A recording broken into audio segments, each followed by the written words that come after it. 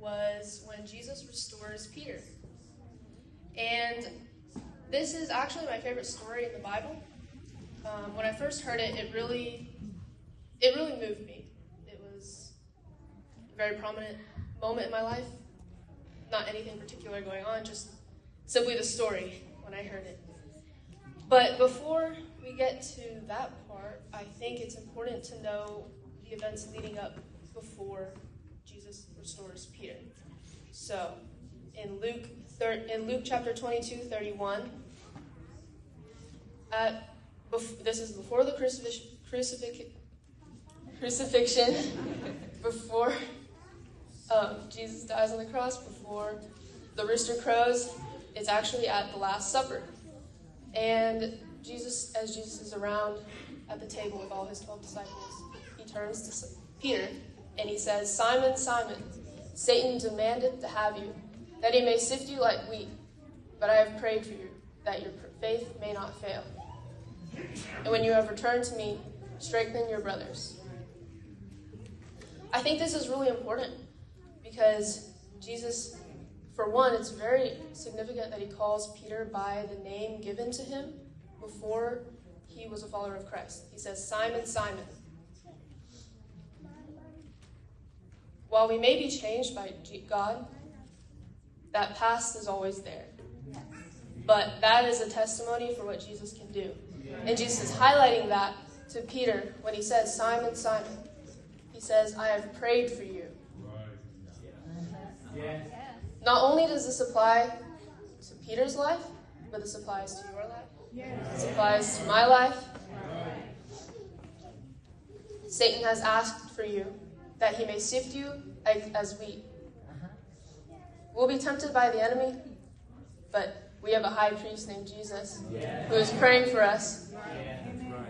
That our faith, this is kind of foreshadowing what is going to happen to Peter. And we know that Peter denies Jesus 3 times, the rooster crows, and Jesus is crucified. But fast forward to John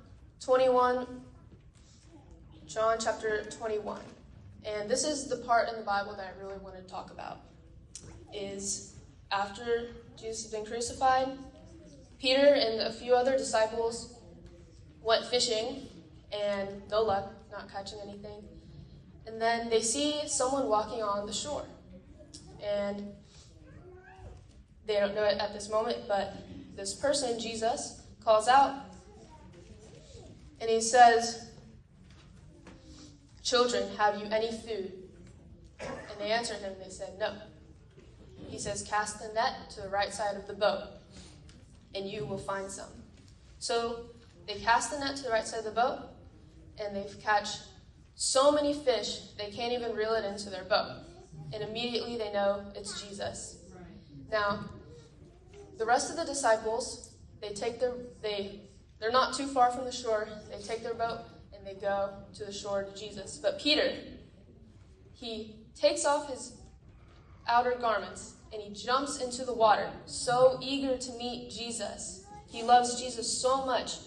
He jumps into the water, and he swims to Jesus. And once they meet Jesus on the shore, they see there's a fire. And at this fire, Jesus instructs them to get their fish so that they can have a meal. And after their meal, this is the part in the story that I believe is very impactful, very important.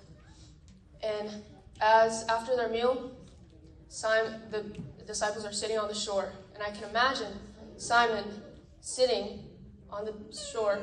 And the Bible doesn't describe much of what the disciples are thinking in this moment. I mean, this is the 3rd time that Jesus is revealing himself after his crucifixion. And you can imagine that Peter is feeling guilt, shame, grief from he probably doesn't want to see. Well, he might not want to see Jesus in this moment because of the guilt that's weighing on him. And you can imagine, the way I can imagine Peter just sitting there on the shore and Jesus comes by and sits next to him. Jesus comes by, and he sits next to Peter. Just like this. Yes. And he says, Simon, son of Jonah. And recognize this, he says, Simon. Yeah. Not Peter, he says, Simon, son of Jonah. Do you love me more than these? And I imagine there was hesitation, there was pause. You can imagine Peter is probably like, why are you asking me this? But Peter says to him, yes, Lord, you know that I love you. And Jesus responds and says, feed my lambs. You can imagine this might be a little bit odd. Why is Jesus telling me this? I mean, I've been with him for so long. Why is he telling me this simple thing? Feed my lambs. But then Jesus says a second time, Simon, son of Jonah, do you love me more than these? And Peter says a second time, yes, Lord, you know that I love you. And Jesus responds and he says, tend my sheep. Yeah. And then a third time, Jesus says, Simon, son of Jonah, do you love me?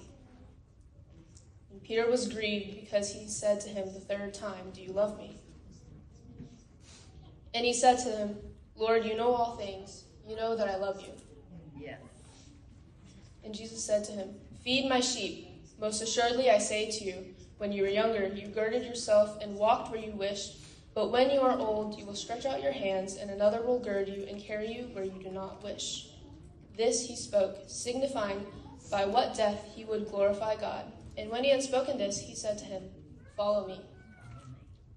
I want to emphasize when Jesus says to Peter, follow me. You can turn from God. You can fail God. You can deny Jesus, and he'll still call you to follow him. And he'll still call you. And he'll still tell you, feed my lambs, tend my sheep. Yes. This is the love of Jesus. This is truly the love of Jesus, and this is why I love this story so much. Because when I heard this story in middle school, I knew who God was. I knew why we celebrated Easter, why we celebrated Christmas, but I never really felt it, and I never really understood it.